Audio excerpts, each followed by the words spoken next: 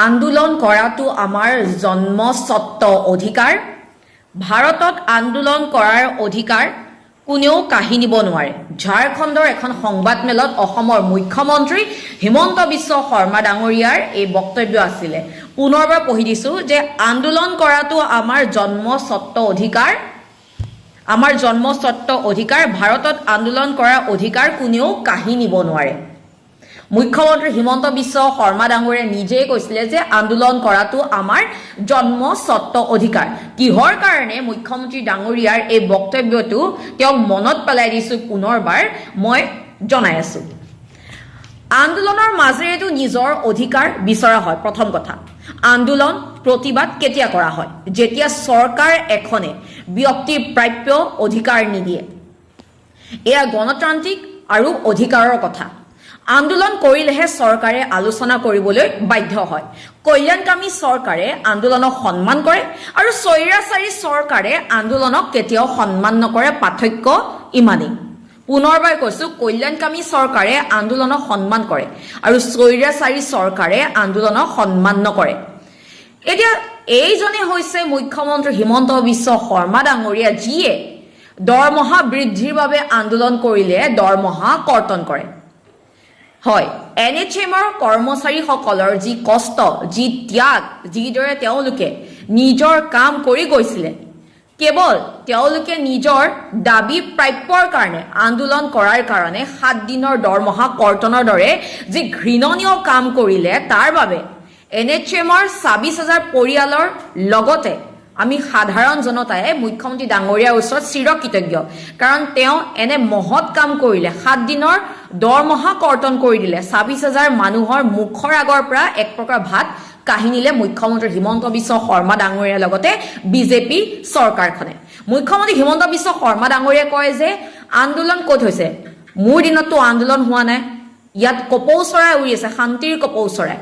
শান্তিৰ কপৌ চৰাই যদি উৰি আছে, আন্দোলন যদি অসমত নহয়, তেনেহ'লে আন্দোলন কৰা NHMৰ কৰ্মচাৰীসকলৰ দৰমহা কিয় কৰ্তন কৰিলে? এয়া শান্তিৰ কপৌ চৰাই নেকি? আপুনি নিজেই কয় ঝাৰখণ্ডৰ সংবাদমেলত যে আন্দোলন কৰাটো আমাৰ জন্মস্বত্ব অধিকাৰ। ভাৰতত আন্দোলন কৰা অধিকাৰ কোনেও কাঢ়ি নিব নোৱাৰে বুলি এনেধৰণৰ মন্তব্য কৰাৰ পিছত আপুনি যেতিয়া নিজৰ প্ৰাপ্যৰ কাৰণে NHMৰ কৰ্মীসকলে আন্দোলন কৰে, তেতিয়া তেওঁলোকৰ দৰমহা কৰ্তনৰ নিচিনা ঘৃণনীয় কাম কৰে। সঁচাকৈ ভাবিলে আচৰিত লাগে। এতিয়া যদি আমি হিচাপ এটা কৰোঁ, 7 দিনৰ গড়ে যদি 1000 টকাকৈ হয়, মুঠ 18 কোটি টকা। 18 কোটি টকা 24,000 NHMৰ পৰিয়ালৰ মুখৰ আগৰ পৰা এইখন চৰকাৰে কাঢ়ি নিছে। কাৰোবাৰ হয়তো ৰোগীয়া পিতৃ মাতৃ থাকিব পাৰে, কাৰোবাৰ সন্তান হয়তো পঢ়ি থাকিব পাৰে, কাৰোবাৰ হয়তো বিভিন্ন ধৰণৰ সমস্যা থাকিব পাৰে। এইসকল মানুহৰ মুখৰ আগৰ পৰা এইখন চৰকাৰে 7 দিনৰ দৰমহা কৰ্তন কৰিলে। কাৰণ তেওঁলোকৰ ভুল এটাই আছিলে, প্ৰাপ্যৰ কাৰণে আন্দোলন কৰিছিলে। ইভেন মুখ্যমন্ত্ৰী হিমন্ত বিশ্ব শৰ্মা ডাঙৰীয়াই নিজে কয় যে আন্দোলন কৰাটো আমাৰ জন্মস্বত্ব অধিকাৰ। এতিয়া হয়তো আমি এই ধৰণে কথাটো ভাবিম যে হিতাধিকাৰী বাজেটৰ ধনৰ নাটনি হৈছে, সেইকাৰণে হয়তো এইসকল NHMৰ কৰ্মীৰ দৰমহা কৰ্তনৰ দৰে এনেধৰণৰ ঘৃণনীয় কাম কৰিছে মুখ্যমন্ত্ৰী হিমন্ত বিশ্ব শৰ্মা ডাঙৰীয়াৰ নেতৃত্বৰ চৰকাৰখনে। সেয়েহে হয়তো NHMৰ শ্ৰমিকখিনিৰ দৰমহা কৰ্তন কৰাৰ পথ বাছি লৈছে। হেৰ মুখা পিন্ধা সৎ আদৰ্শবাদী নেতাসকল, তোমালোক ইমানেই সুবিধাবাদী নে?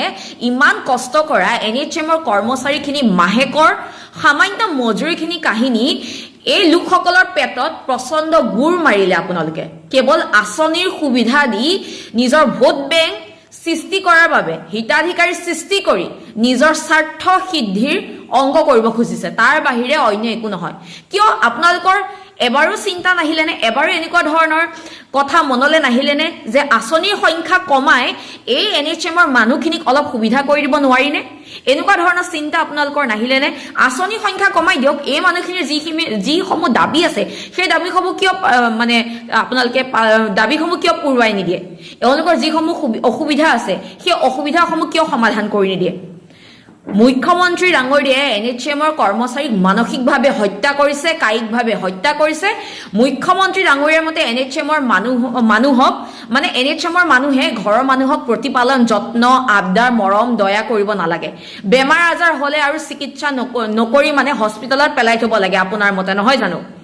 চৰকাৰে কৈ দিয়ক যে NHM মানে চৰকাৰে এক প্ৰকাৰে NHM কৰ্মচাৰী হত্যা কৰি পেলালে আপোনালোকে যে কৈছে 5-6 লাখ টকা দিব তাতকৈ এইসকলক হত্যা কৰি পেলাওক আপোনালোকে দৰমহাৰ কাৰণে আন্দোলন কৰিলে অপৰাধ হয় নেকি তাৰ মানে চৰকাৰৰ ওচৰত কোনো আন্দোলন কোনো ধৰণৰ প্ৰতিবাদ কোনেও কৰিব নোৱাৰিব ৰাইজে পাতিছে আপোনালোকক ৰাইজে ৰজা পাতিছে এতিয়া ৰাইজে বিপদত পৰিছে কিহৰ কাৰণে এনেকুৱা ৰজা লাগে হিটলাৰৰ শাসন চাবলৈ অসমলৈ আহিলে হ'ল ৰাইজ গণতন্ত্ৰ গৈ এতিয়া ৰাষ্ট্ৰন্ত্ৰ হ'ল জনসাধাৰণৰ ভোটত শাসন লাভ কৰি অসমৰ জনসাধাৰণৰ এজন অসমৰ মুখ্যমন্ত্ৰীয়ে NHM কৰ্মীক ৰাম টাঙুন দিছে আমি শুনিছিলো কিম জং আমি শুনিছিলো ভ্লাদিমিৰ পুটিনৰ কথা এতিয়া সেই আদৰ্শৰে আমাৰ দেশতো প্ৰতিফলিত হ'বলৈ গৈ আছে এজন ৰজাই গোটেই জীৱন শাসন কৰিবৰ বাবে নিজৰ মানে প্ৰচেষ্টা চলাই আছে সেইবাবে এনে ধৰণৰ সিদ্ধান্ত লৈছে